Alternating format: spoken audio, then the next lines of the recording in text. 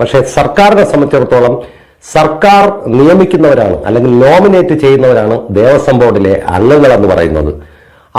അവരുടെ ഉത്തരവാദിത്വം നിർവഹിക്കാൻ എന്തൊക്കെ പറഞ്ഞാലും അതിൽ വലിയ വീഴ്ചയാണ് വരുത്തിയത്. കാരണം ഈ ദ്വാരപാലക ശില്പങ്ങളും ഈ സ്വർണ്ണപ്പാളികളും അതുപോലെ തന്നെ കട്ടളപ്പാളിയും ഒക്കെ തന്നെ അവിടെ നിന്ന് കടത്തിക്കൊണ്ട് പോകുന്നതിന് ദേവസ്വം ബോർഡിന്റെ ഒത്താശയോടുകൂടി നടന്നതാണെന്ന് ബഹുമാനപ്പെട്ട ഹൈക്കോടതി, കേരള ഹൈക്കോടതി ഇപ്പോൾ കണ്ടെത്തിയിരിക്കുകയാണ്. സത്യസന്ധമായ അന്വേഷണവുമായി ഹൈക്കോടതി ഈ വിഷയത്തിൽ നിലവിൽ മുന്നോട്ട് പോയിക്കൊണ്ടിരിക്കുകയാണ്. രാഷ്ട്രീയ സ്വാധീനമല്ല, എന്തുണ്ടായാലും ശരി തന്നെ യഥാർത്ഥ പ്രതികളെ നിയമത്തിന്റെ മുന്നിൽ കൊണ്ടുവരാൻ കഴിയും. ബഹുമാനപ്പെട്ട ഹൈക്കോടതിയിൽ ജനങ്ങൾക്ക് വിശ്വാസമുണ്ട്, ഹൈക്കോടതിയിൽ മാത്രമേ വിശ്വാസമുള്ളൂ.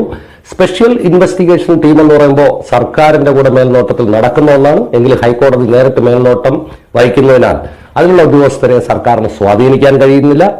ഇപ്പോൾ CPM-ന്റെ തന്നെ ഒരു പ്രമുഖ വ്യക്തിയായ മുൻ ദേവസ്വം ബോർഡ് പ്രസിഡന്റും കമ്മീഷണറും ഒക്കെ ആയിരുന്ന വാസു, സത്യം പറഞ്ഞാൽ നമ്മുടെ ഈ ഹിന്ദു സമൂഹത്തിന്റെ ആ വിശ്വാസത്തിന്മേലുള്ള ഒരു കടന്നുകയറ്റം തന്നെയാണ് വാസു നടത്തിയിരിക്കുന്നത്. വാസു ഇപ്പോൾ 3-ാം പ്രതി എന്തോ ആയിട്ടുണ്ട് എന്നാണ് ഇപ്പോൾ അറിയാൻ കഴിഞ്ഞത്. വാസുവിന് ശരിക്കും പറഞ്ഞാൽ ചേരുന്ന പേരെന്ന് പറയുന്നത് വാസുവല്ല, ബെൻസ് വാസു.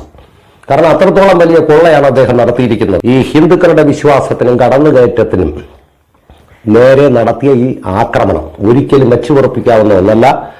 ഗവൺമെന്റ് അവരെ സംരക്ഷിക്കാൻ ശ്രമിച്ചാലും പാർട്ടി സംരക്ഷിക്കാൻ ശ്രമിച്ചാലും അയ്യപ്പ ഭക്തർ ഒന്നടങ്കം ഇതിനെ എതിർക്കുമെന്നുള്ള കാര്യത്തിൽ യാതൊരു സംശയവും വേണ്ട. അതോടൊപ്പം തന്നെ നമ്മുടെ മമ്മൂട്ടിയുടെ തന്നെ ഒരു പഴയ സിനിമയുണ്ട് മായാവി. ആ സിനിമയിൽ ഒരു കാര്യം പറയുന്നുണ്ട് വളരെ വ്യക്തമായിട്ട്, ഒന്നുകിൽ അടി അല്ലെങ്കിൽ ഡയലോഗ്. അതുപോലെ തന്നെ മമ്മൂട്ടി അതിന്റെ തുടർച്ചയായിട്ട് മറ്റൊരു ഡയലോഗ് കൂടി പറയുന്നുണ്ട്.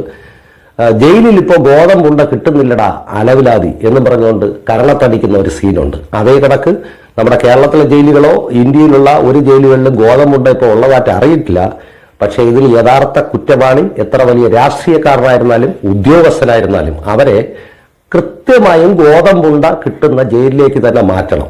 ഇതാണ് എൻ്റെ ഒരു അഭിപ്രായം. എൻ്റെ മാത്രം അഭിപ്രായമാണ് പറഞ്ഞത്. എന്തൊക്കെ പറഞ്ഞാലും ഒരു ശബരിമല സീസൺ കൂടി കടന്നു വരികയാണ്.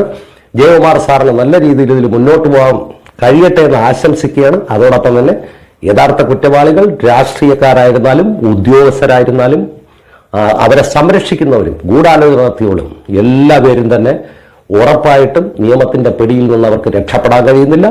ഭക്തന്മാരും മറ്റ് വിശ്വാസികളും എല്ലാവരും ആഗ്രഹിക്കുന്നതും ഇതേ സംഭവം തന്നെയാണ്. മറ്റൊരു വീഡിയോയുമായി കാണുന്നത് വരെ നന്ദി, നമസ്കാരം.